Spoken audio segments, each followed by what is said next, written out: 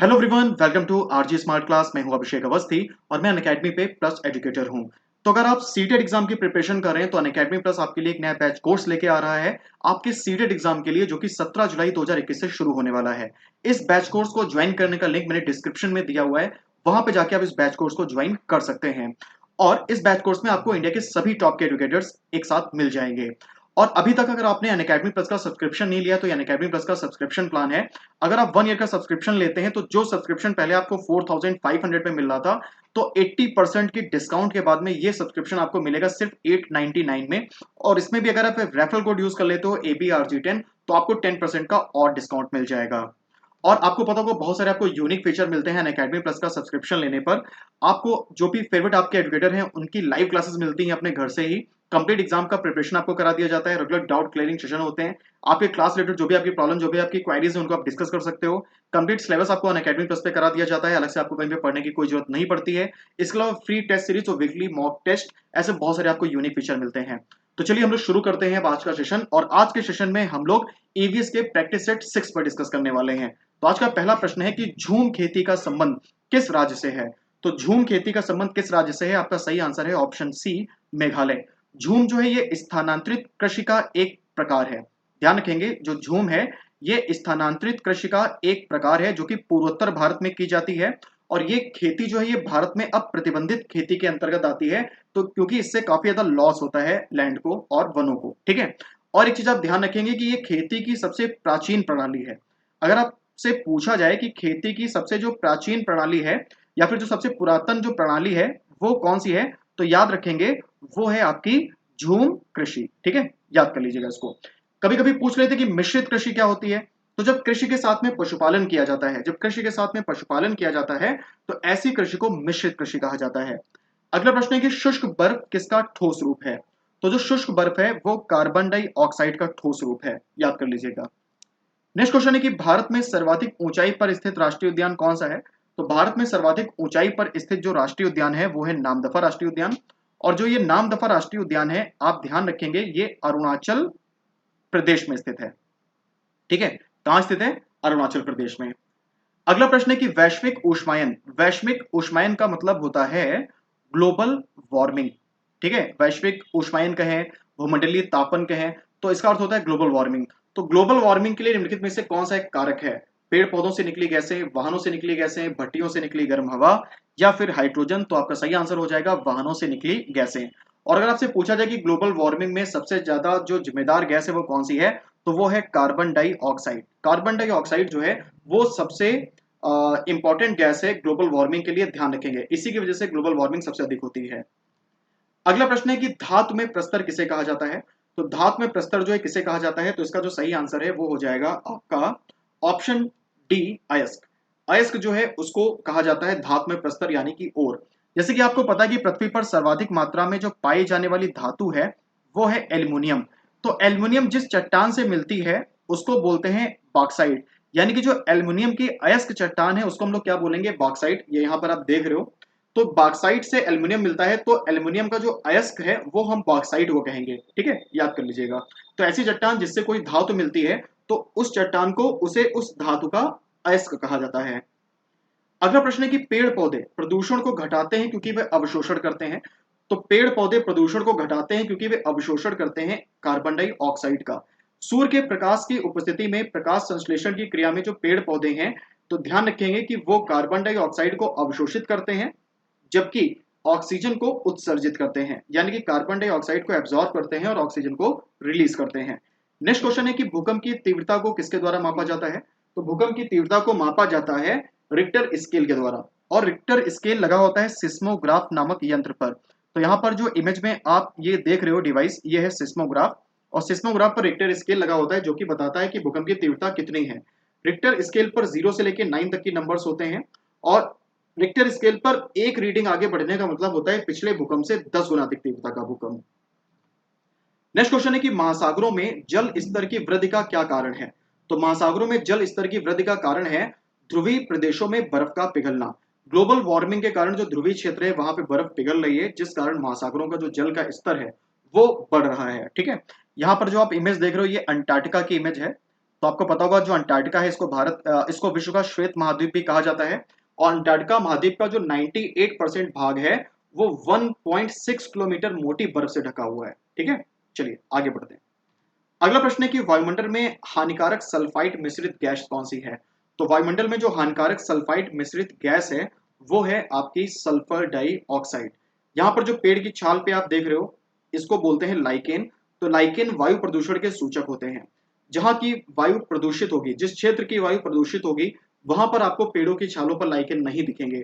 जैसे कि आप शहरों में देखते हैं तो शहरों में आपको लाइकेन कम दिखते हैं, ग्रामीण क्षेत्रों में अधिक दिखते हैं। उसका रीजन यही है, वायु प्रदूषण।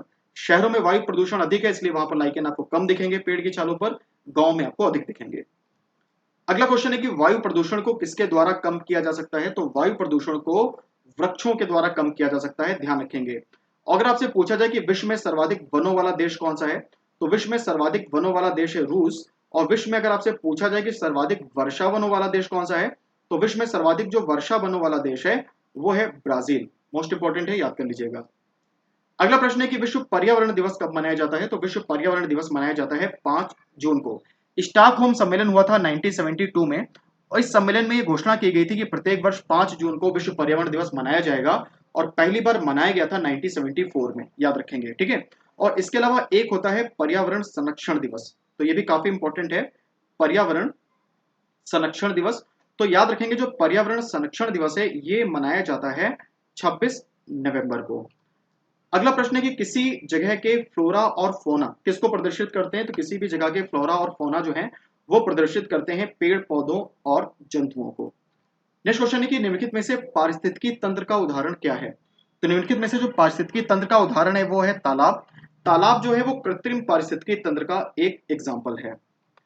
नेक्स्ट क्वेश्चन है कि निम्नलिखित में से कौन सा जैवीय कारक नहीं है। जंतु, पेड़ पौधे, सूक्ष्म जीव या फिर प्रस्तर। सही आंसर होगा प्रस्तर। प्रस्तर का मतलब होता है वही अयस्क चट्टान जो भी हम लोगों ने पढ़ा था पहले। और तो याद रखेंगे प्रस्तर जो है वो कोई भी जैविक कारक नहीं है, यह जैविक कारक है। जो जीवित होते हैं उसको बोलते हैं जैविक कारक, जो अजीवित है उसको बोलते हैं जैविक कारक। तो चट्टान या फिर जो प्रस्तर है ये आपका अजैविक कारक में आएगा। अधिकतर पेड़ पौधे कहाँ पाए जाते हैं। तो अधिकतर जो पेड़ पौधे हैं वो पाए जाते हैं स्थल मंडल में। स्थल मंडल को बोलते हैं लिथोस्फेयर, जल मंडल को बोलते हैं हाइड्रोस्फेयर, वायुमंडल को बोलते हैं एटमॉस्फेयर, और जैव मंडल को बोलते हैं बायोस्फेयर। तो सबसे अधिक पेड़ पौधे आपको मिलेंगे स्थल मंडल में। नेक्स्ट क्वेश्चन है कि अन्य मृत जंतुओं पर जीवन निर्वाह करने वाले जो प्राणी हैं उन्हें क्या कहा जाता है। तो अन्य मृत जंतुओं पर जो जीवन निर्वाह करने वाले प्राणी हैं उनको कहा जाता है स्क्वेंजर। क्या कहा जाता है उनको? स्क्वेंजर, याद कर लेंगे। सीएनजी किसका संक्षिप्त रूप है। सीएनजी जो है किसका संक्षिप्त रूप है। सही आंसर है कंप्रेस्ड नेचुरल गैस। सीएनजी का फुल फॉर्म क्या होता है? Compressed natural gas. और इसको हिंदी में बोलते हैं संपीड़ित प्राकृतिक गैस। हिंदी में क्या बोलते हैं? संपीड़ित प्राकृतिक गैस। अगला प्रश्न है कि निम्नलिखित में से कौन सा वैश्विक ऊष्मायन का एक कारण है, ग्लोबल वार्मिंग का एक कारण है। तो आपका सही आंसर है वायु प्रदूषण। ठीक है, ग्लोबल वार्मिंग का कारण क्या है? वायु प्रदूषण। अक्सर एक क्वेश्चन पूछते हैं कि सड़क के दोनों तरफ जो पेड़ों की कतारें लगी होती हैं इनको क्या कहा जाता है। तो इनको बोलते हैं ग्रीन मफलर। इनको क्या बोलते हैं? Green muffler. और ये ध्वनि प्रदूषण को रोकने में सहायक होते हैं। ठीक है, नदी के दोनों तरफ भी आपने देखा होगा पेड़ों की कतारें लगाई जाती हैं, उसको बोलते हैं ग्रीन बेल्ट। उसको क्या बोलते हैं? Green belt. और ये मृदा अपरदन को रोकने में सहायक है, मिट्टी का कटाव।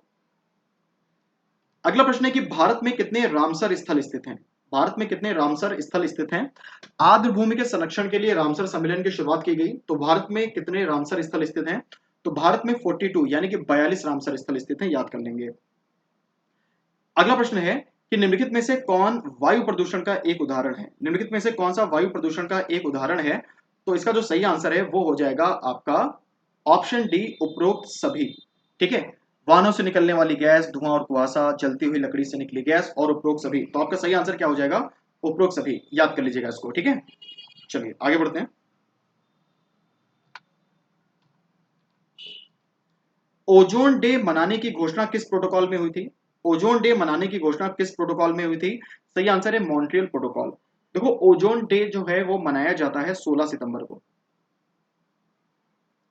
और ओजोन डे मनाने का जो घोषणा है ये किस प्रोटोकॉल में किया गया था। तो याद रखेंगे इसको किया गया था मॉन्ट्रियल प्रोटोकॉल में, जो कि हुआ था 1987 में। और मॉन्ट्रियल जो है वो कनाडा में स्थित एक शहर का नाम है, याद कर लीजिएगा।